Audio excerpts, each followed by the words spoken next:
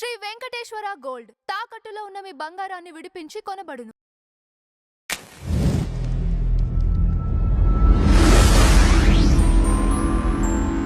నమస్కారం అమ్మ. నమస్కారం. అమ్మ, స్వామివారికి ఆంజనేయ స్వామివారికి సింధూర పూజ చేస్తుంటాం అమ్మ. అసలు సింధూర పూజ రహస్యం ఏంటమ్మా? సింధూరం ఒకసారి మామూలుగా ఏంటంటే ముత్తైదులకి పాపిట్లో శ్రీ మహాలక్ష్మి ఉంటుంది. మహాలక్ష్మి నివసించే 5 స్థానాల్లో ఒకటి స్త్రీ పాపిడి, అంటే ముత్తైదు పాపిడి. మళ్ళీ పెళ్లి కాకముందు ఉండదు, భర్త వెళ్ళిపోయాక ఉండదు, మధ్యలో.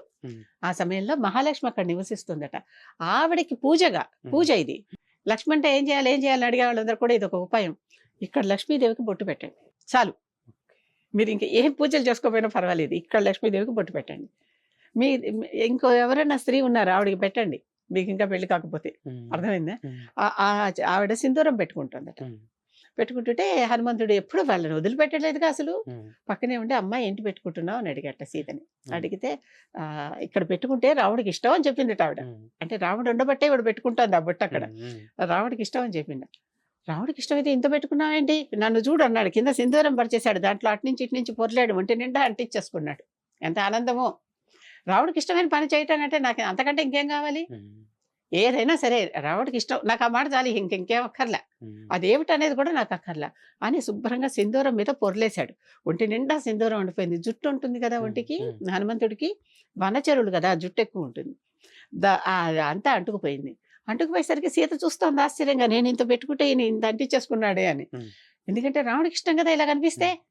రాముడికి ఎలా ఇష్టమో అలా కనిపించాలి నేను. అప్పటి నుంచి ఈయన పూర్తిగా సింధూరంలో మునిగిపోయాడు. ఆయనకి ఇష్టమని, హనుమంతుడికి ఇప్పుడు ఇష్టమైంది కదా ఇది. ప్రతి భక్తుడు కూడా హనుమంతుడికి సింధూరం రాయటం మొదలు పెట్టారు. ప్రతి భక్తుడు ఏ దేవాలయాలకు వెళ్ళినా, అసలు అమ్మవారు కూడా, ఆవిడకు కూడా సింధూరం అంటే ఇష్టం. అమ్మవారిని కూడా సింధూరంలో పూజించే దేవతా విగ్రహాలు చూడండి, ఒకసారి సింధూరం, ఒకసారి పసుపు, ఒకసారి గంధం ఇలా పూస్తూ ఉంటారు కదా. అలాంటి సింధూర విగ్రహం అనమాట. సింధూరం అనాలి, ధూ కాదు. అక్కడ ధాకి జటలేదు కింద, సింధూరం. ఆ సింధూరాన్ని పూసుకుని ఆయన ఆ సింధూర వర్ణంతో ఇలా మెరిసిపోతూ ఉంటాడు అనమాట. అదే ఒక రకమైన రేడియేషన్ ఉంటుంది. ఆ ఆరెంజ్ కూడా రేడియేటింగ్ ఆరెంజ్, అది అలాంటి కలర్. సింధూరం చెట్లు ఉంటాయి, ఆ సింధూరం చెట్లలో చిన్న చిన్న కాయలు లాంటివి వస్తాయి. ఆ కాయలు తీసి ఇలా నలిపితే ఆ పొడి వచ్చేస్తుంది. ఆ పొడి అంటుకుంటే వదలదు కూడా, అంత చిక్కగా పట్టుకుంటుంది.